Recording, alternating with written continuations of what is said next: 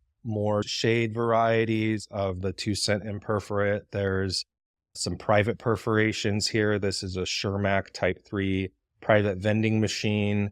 These stamps had special little holes to be dispensed out of a custom third-party private machine. These were not issued like this from the post office. They were modified to be used in those vending machines privately. Here are the coil versions of this design that we're looking at.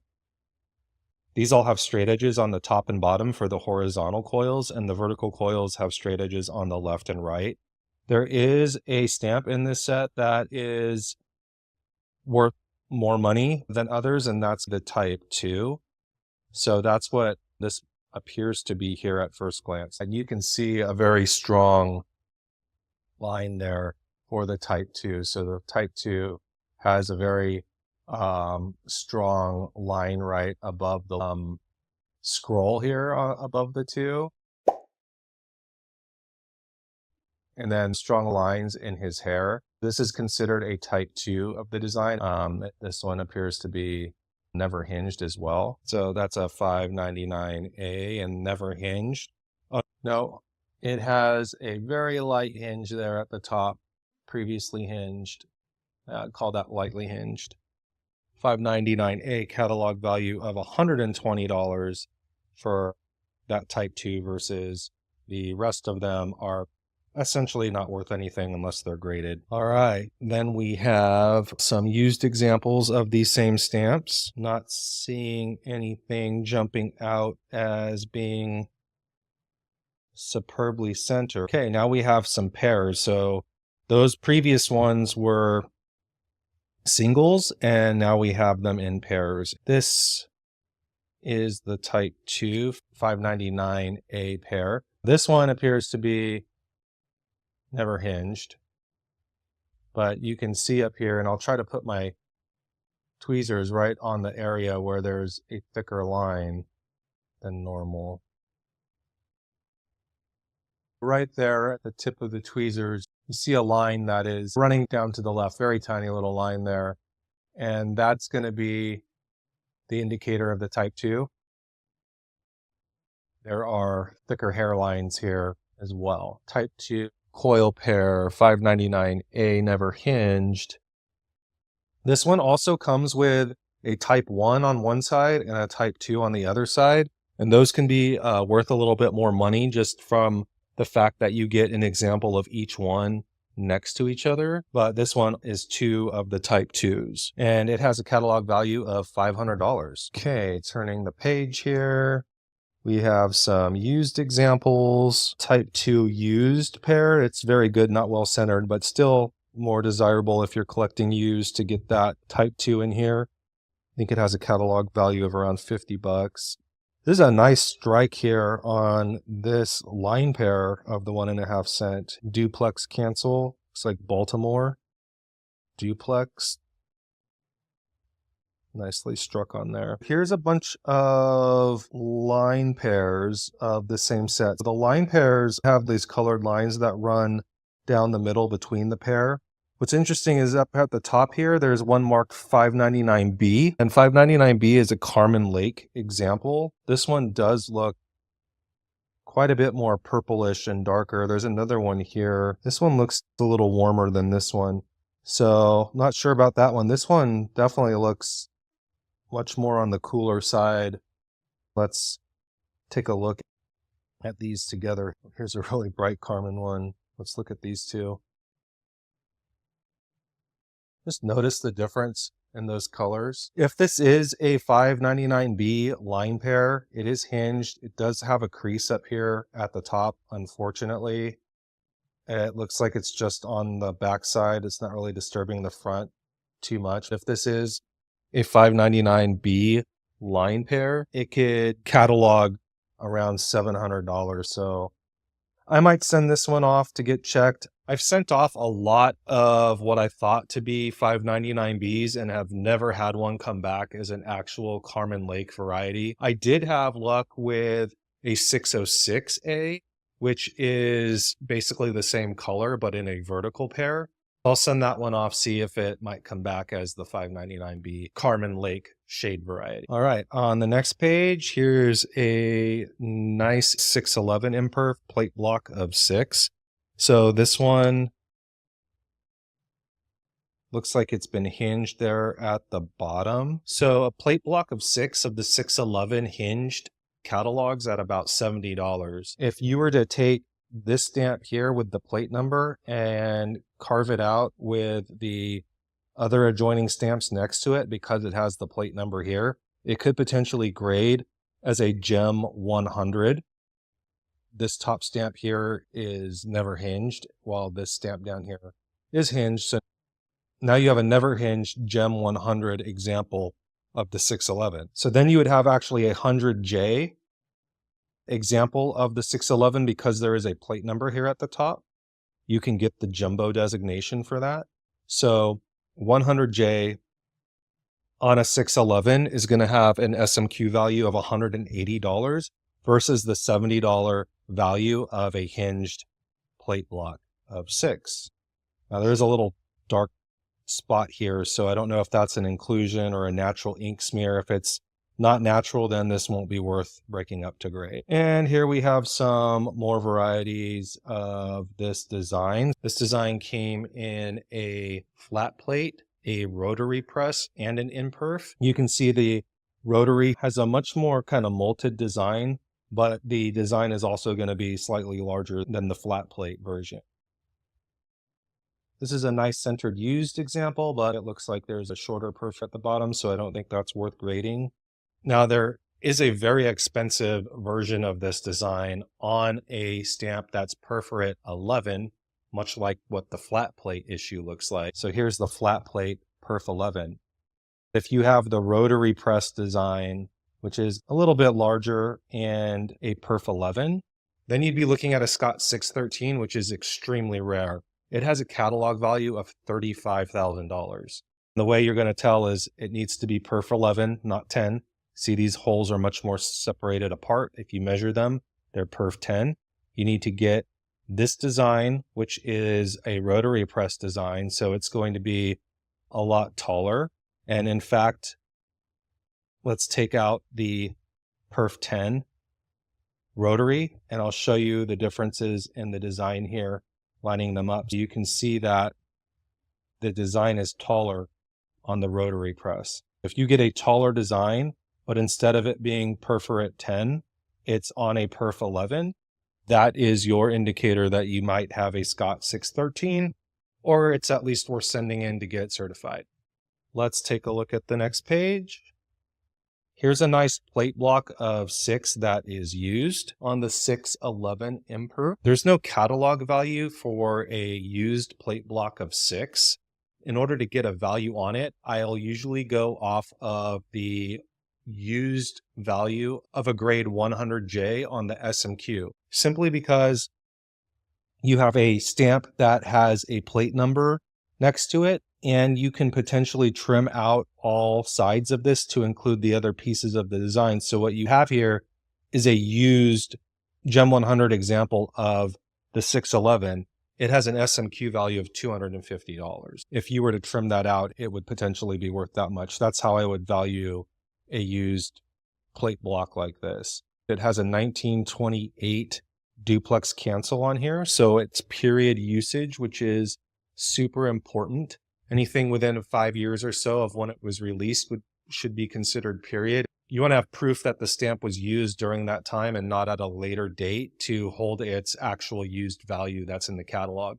And it happened frequently. Stamp dealers and collectors would use some of these stamps way out from when they were actually issued. When you have evidence of them being used at a later date, it could bring down the value from what it says the used value is in the catalog. Then we have the Huguenot issues. We have a few blocks of 4 here. Now we have them in plate blocks, which is nice, including the 5 cent here. It's a more desirable plate block valued around $375. And then we have a second one here as well, looking to see if any of these are nicely centered. That's it for this stamp album. I'll be processing this, breaking it apart into individual lots for you guys in my Facebook group. Make sure you go and join that if you haven't already. These will all be for sale there. I hope you enjoyed looking at this stamp album with me. If you like this kind of thing, I can do more of them when I get stamp albums in. Again, thanks for watching. Please remember to like and subscribe. I would really appreciate it. And as always, best of luck and happy collecting.